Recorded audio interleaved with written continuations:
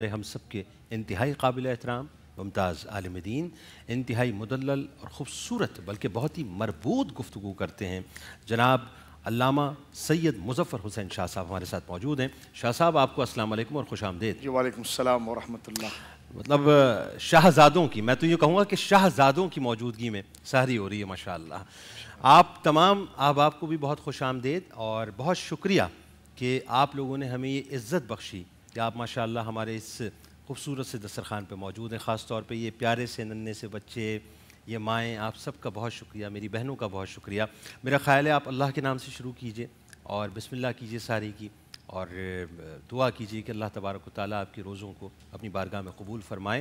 شاہ صاحب میں آپ سے پوچھنا چاہوں گا کہ رسول کریم صلی اللہ علیہ وآلہ وسلم کے فرمان کے مطابق سحری کیا کرو، اس میں برکت ہے۔ اچھا بات وہ یہ کہ وہ سحری بہت سادہ، ان کا صدقہ کہ ہمیں اتنا سب کچھ ملا، کیسے دیکھتے ہیں؟ بسم اللہ الرحمن الرحیم۔ یقیناً آپ نے جو حدیث کا مفہوم ذکر کیا، جناب سید عالم صلی اللہ علیہ وسلم نے باقاعدہ جب آپ کی خدمت میں بات آئی کسی حوالے سے کہ ایک صحابی نے بغیر سحری کا روزہ رکھا، تو حضور علیہ السلام نے ان سے ارشاد فرمایا کہ ایک لقمہ کیوں نہ ہو کھاؤ، اس لیے کہ سحری میں برکت ہے۔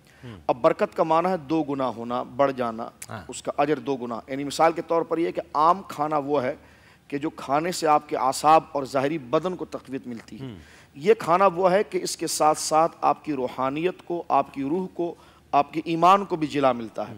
تو یہ دوگانہ چیزیں یعنی حلال و طیب، اس لیے فرمایا گیا کہ اس میں برکت ہے۔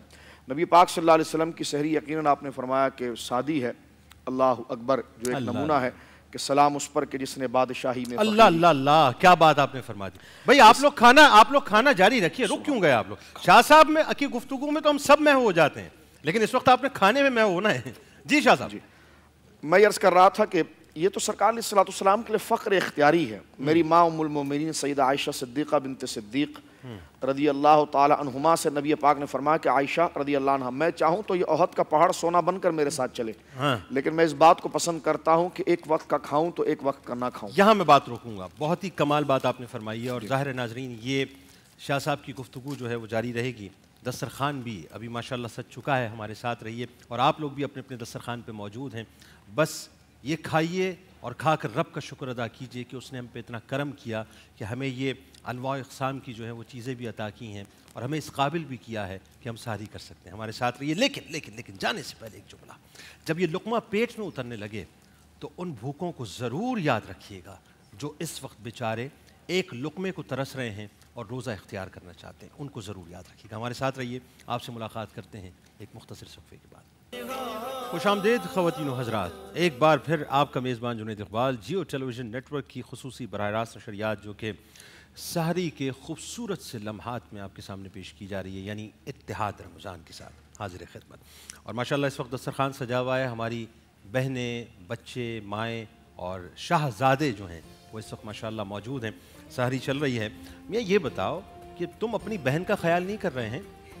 کیا نام کیا ہے آپ کا؟ عائشہ، ماشاءاللہ۔ تو عائشہ کچھ کھا رہی ہو نہیں کھا رہی ہو؟ ہاں کیا کھایا آپ نے؟ جلدی سے بتا دو، ہیں کیا کھایا؟ بھیا کھلا نہیں رہے ہیں؟ اچھا شاہ صاحب، ویسے ایک سوال میرے ذہن میں آیا، چونکہ میں دہی کا اس وقت پیالہ اپنے ہاتھ میں لیے ہوں اور مجھے بڑا شوق ہے دہی کھانے کا۔ حضرت لقمان کا کوئی ایسا جملہ بھی ہے نا کہ اگر جو دہی کھاتا ہے مجھے سمجھ نہیں آتا کہ وہ مر کیوں جاتا ہے، ذرا تصحیح فرمائیے گا۔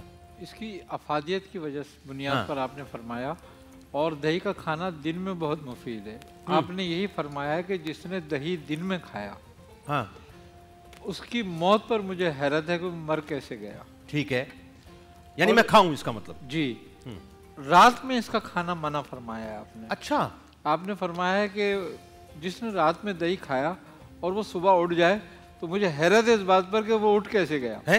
تو اس کا مطلب میں فوراً اس کو یہاں رکھ دوں؟ نہیں، اب سحر کا وقت ہے، یہ رات گزر چکی۔ یہ حاشیہ صحیح لگایا آپ نے، یعنی اس کا مطلب کھائی جا سکتی ہے۔ جی، واہ واہ واہ، کیا دیکھ، یہ فائدہ ہے نا آپ کی حکمت کا ماشاءاللہ۔ تو ہمیں ویسے دہی کا استعمال زیادہ کرنا چاہیے۔ دہی کا استعمال خاص طور پہ روزوں میں اور گرمی کی حالت میں بہت مفید ہے۔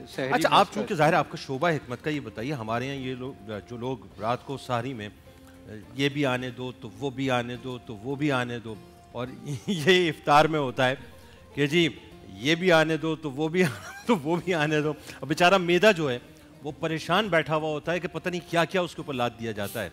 بیلنس ٹریٹمنٹ کیوں نہیں ہے ہمارے یہاں؟ ہمارے ہاں اصل میں غذا سے واقفیت نہیں ہے صحیح طریقے سے ہمیں کہ کون سی غذا کب لینی چاہیے. ہاں پہلی بات تو یہ ہے.